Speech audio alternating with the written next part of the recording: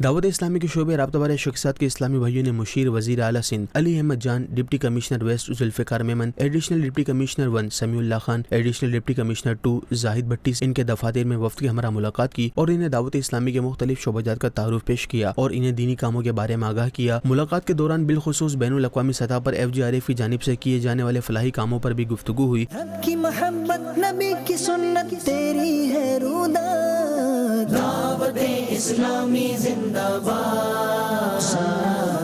دعوت اسلامی زندہ باد۔